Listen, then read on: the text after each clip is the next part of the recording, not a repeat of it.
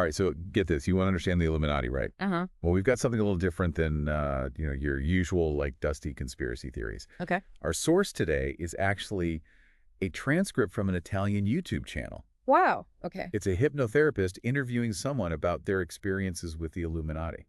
Interesting. So instead of like trying to prove or disprove the Illuminati's existence, we're actually kind of getting a glimpse into the beliefs surrounding this group. Exactly. It's almost like a window into how these ideas take root and spread. It's less about, like, hard evidence, Yeah. and more about exploring the cultural phenomenon. Yeah.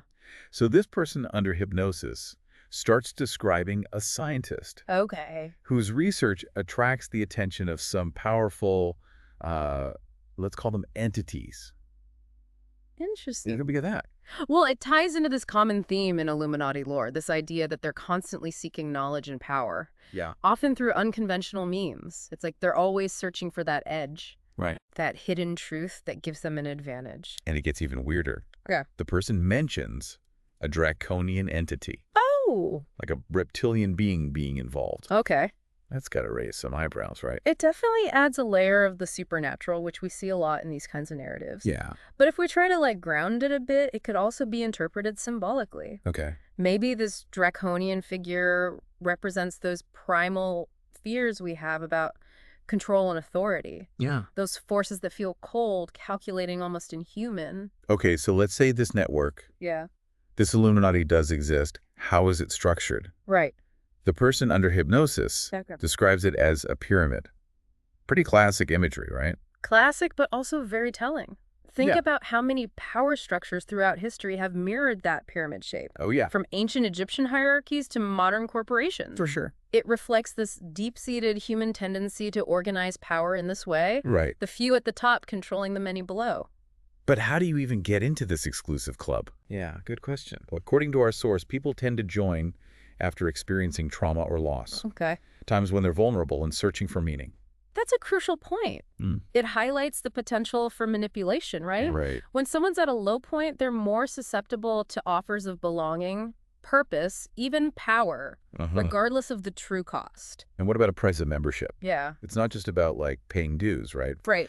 This person describes some pretty unsettling stuff like DNA changes and a loss of free will. Yeah. That's stepping in some serious sci-fi territory. It is, and it taps into our deepest fears about losing control, becoming a puppet to some hidden force. Yeah. But it also raises questions about the limits of human autonomy. Uh-huh. How much are we truly in control of our own thoughts, beliefs, and actions? Hold on, because it gets even stranger. Oh, no. The person describes a discarnate grandmother entity attaching itself to one of the members, Oh, wow. almost like a spiritual parasite. Oh, wow. I mean, where do you even begin to unpack that? Well, it introduces the possibility of unseen forces exploiting those who are seeking connection, Right. preying on their vulnerability and using it to gain a foothold in their lives. Yeah. It's a reminder that there are layers to our reality that we might not fully understand. And remember that draconian entity we talked about earlier? Yes. Well, according to this person's hypnotic vision, it pops up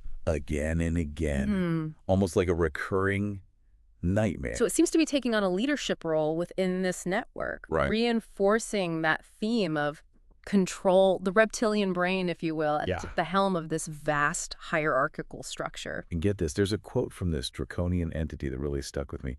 It said something about needing only 3% of the energy generated by humans. Now, what in the world does that even mean? It's a cryptic message for sure, but it raises some unsettling questions about the nature of this supposed energy harvesting. Yeah. What is its purpose? Is it about control sustenance or something even more sinister? This is all starting to sound pretty bleak. But wait, there's a twist.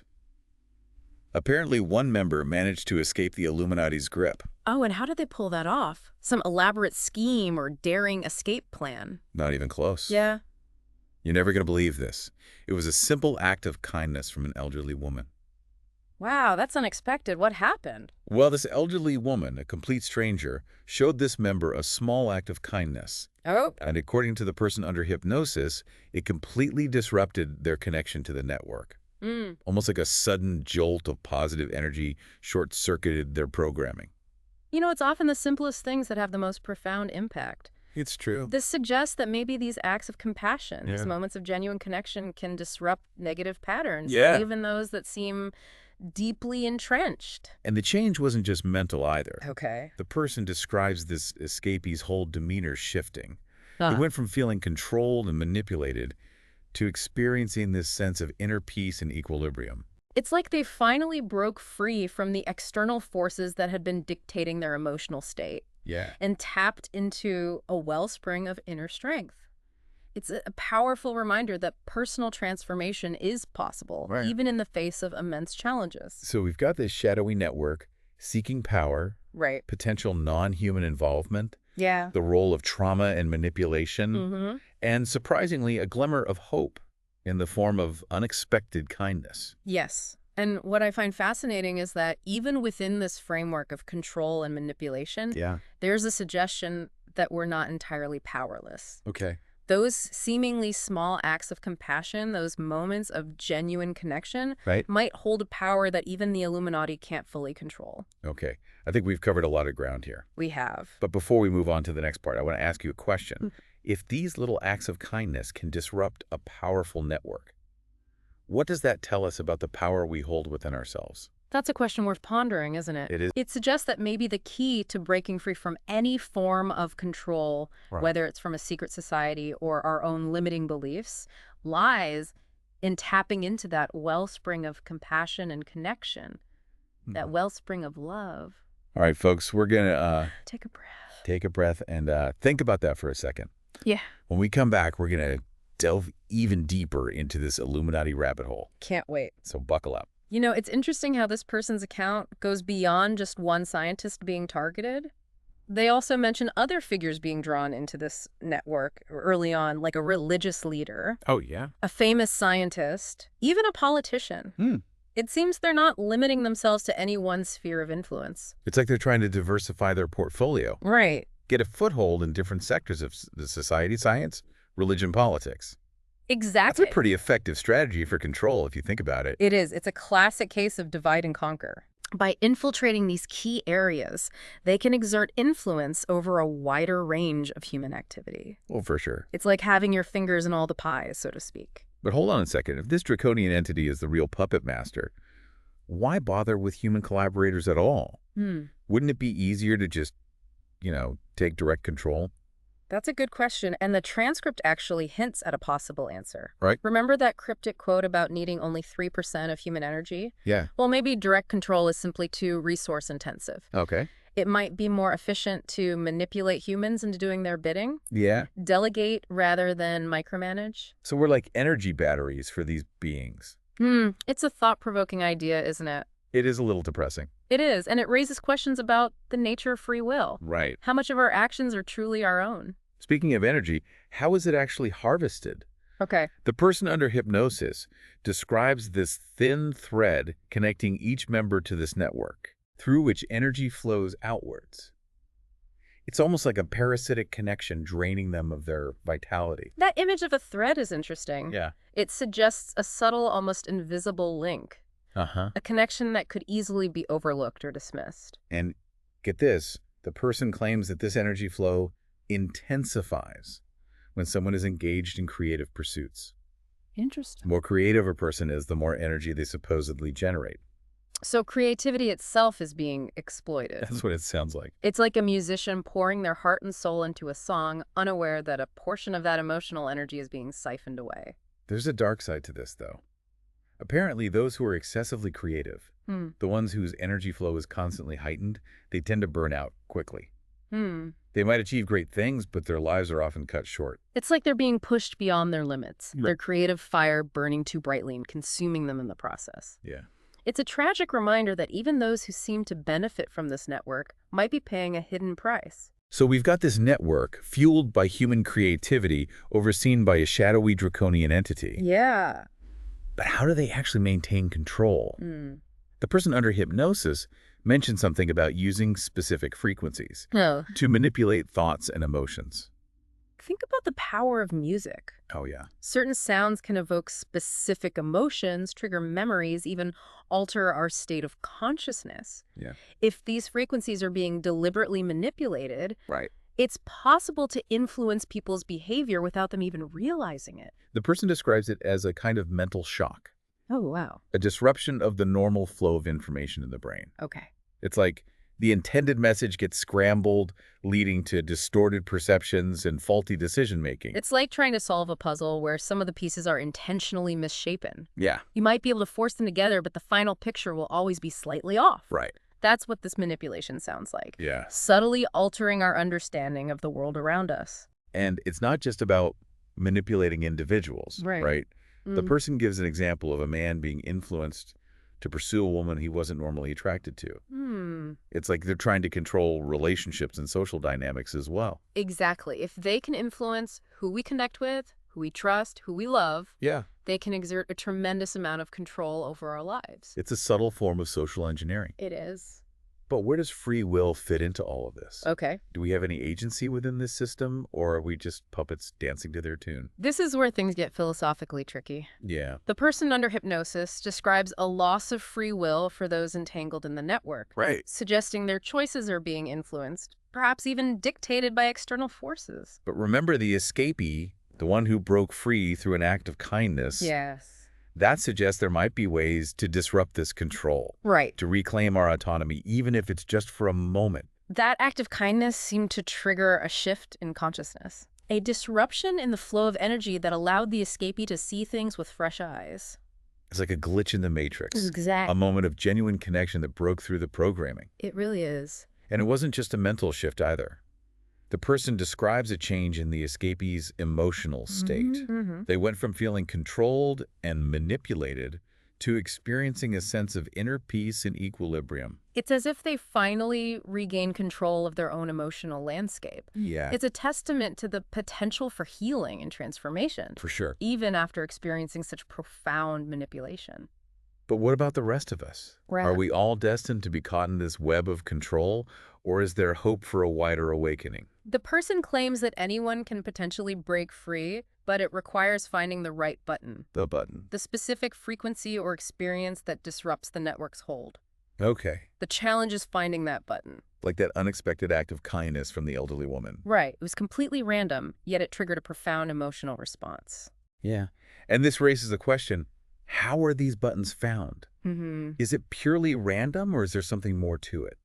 The person suggests that these buttons are often linked to past traumas. Okay. Remember, the man's encounter with the elderly woman mirrored the loss of his grandmother, Right. a deeply emotional experience that had originally made him vulnerable to the network's influence. It's as if those unresolved traumas create weak points in our energy field. Okay. Points where external forces can latch on and manipulate us. Uh-huh. But by confronting and healing those traumas, we might be able to close those gaps and reclaim our autonomy. So it's not just about breaking free from external control, but about inner healing as well. Exactly. By addressing our own emotional baggage, we can become less susceptible to manipulation and more empowered to make our own choices. It's a reminder that true freedom comes from within.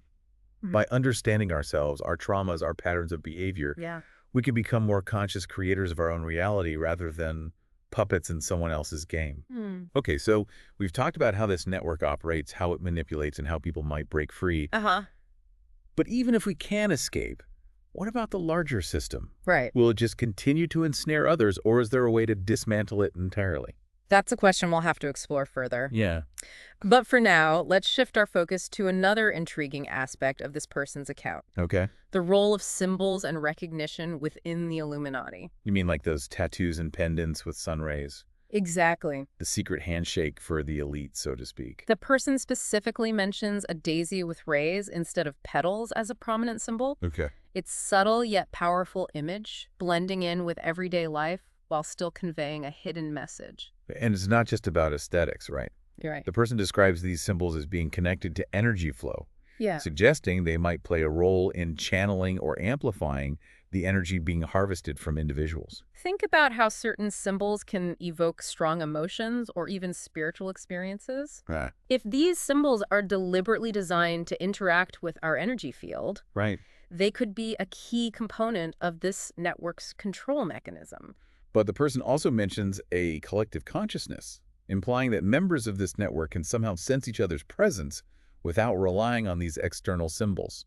It's as if they're tuned into a shared frequency, Hmm. a subtle energy signature that identifies them as part of the group. Okay. It's another layer of secrecy, making it even harder to detect their influence. Here's a question. Do people choose these symbols, or are they somehow implanted into their minds by this network? The person describes a rather unsettling process where individuals are compelled to get these tattoos, Wow. even if they don't fully understand the meaning behind them. It's as Hmm. if the network is programming their desires, manipulating them from the subconscious level. Like that example of the man choosing a daisy tattoo, Yes. even though he could only see the rays. It's like his perception was being altered. His Oh. focus drawn to specific elements that aligned with the network's agenda. And this brings us back to the question of free will. Yeah. If our desires, our aesthetic preferences, Right. can be manipulated in this way, Yeah. how much agency do we truly have? It's a sobering thought. It is. And it makes you wonder, how pervasive is this network's influence? If they can control our thoughts, our emotions, even our aesthetic choices, where does their manipulation end and our genuine selves begin? It's a slippery slope. And the Yeah. more we delve into this person's account, Yeah. the more we're forced to question the nature of reality and the boundaries of our own perception. Okay, I think we need to pause here for a moment and let all of that sink in. When we come back, we'll explore what this means for us and what we can possibly do to navigate a world where things might not be what they seem. Yeah. All right, so we've been deep diving into this hypnotic transcript. Yeah. And I got to say, it's raising more questions than answers. It is, yeah. If this network is as widespread as our source claims, who can we trust? How do we even know who's genuinely themselves? Yeah. And who might be under the influence of this, let's call it Illuminati programming? That's the unsettling part. We're talking about a level of manipulation that operates beneath the surface, Yeah. subtly influencing thoughts and behaviors without leaving any obvious traces. Right. It's like trying to spot a virus with the naked eye. Yeah. You know, it's there, but you can't quite pinpoint it. So we're left with this chilling thought that the people we interact with every day, Uh-huh. our friends, family, colleagues, Right. could be unknowingly entangled in this network. Yeah. Their actions, their choices influenced by forces beyond their comprehension. It's a bit frightening, isn't it? It really is. Yeah. It's like something out of a sci-fi thriller. Yeah. Because this time the conspiracy might be real. It definitely challenges our sense of reality, Yeah. makes us question the very nature of free will. Right. But instead of succumbing to paranoia and suspicion, Yeah. I think it's more helpful to focus on what we can control, Okay. our own awareness, our own choices. But if these draconian entities are truly pulling the strings, as our source suggests, what can we possibly do to resist their influence? Right. It feels like we're up against a force far greater than ourselves. Remember how the escapee broke free? Yeah, through kindness. It wasn't through force or elaborate schemes, Right. but through an act of genuine kindness. Right. This suggests that maybe, just maybe, Okay. positive emotions, acts of compassion and empathy Uh-huh. can disrupt this network's control. It's like introducing a different frequency into the equation. Yeah. The network seems to thrive on negativity, fear, manipulation. Yeah. But when we inject positivity, Uh-huh. it creates a dissonance, Yeah. a disruption Right. that weakens their hold. It's almost like a form of energetic resistance. And if, as our source claims, our energy is being harvested to fuel this network, Right. perhaps we can choose to redirect that energy Yeah. to starve the system from the inside out. Interesting. So instead of getting caught up in the fear and the paranoia, Yeah. we should focus on cultivating love, compassion, and genuine connection. Yeah. It's like fighting fire with fire, but in this case, we're fighting negativity with positivity. This all ties into the idea of conscious creation, doesn't it? It does. We have the ability to choose our thoughts, our emotions, our actions Yeah. by consciously directing those energies towards positivity and connection. Right.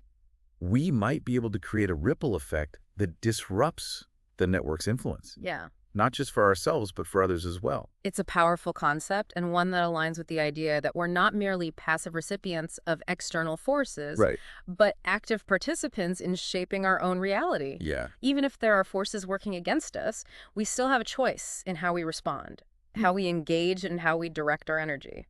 So where does this leave us? Mm. Are we all doomed to be pawns in this cosmic game of control and manipulation? Mm-hmm. Or is there a path towards transcendence? Yeah. A way to break free and create a more positive future? This hypnotic transcript doesn't provide any easy answers, No. but it does offer a glimmer of hope. Okay. A reminder that the power to change our reality lies within each of us. Right. By cultivating self-awareness, compassion, and a commitment to conscious creation, Yeah.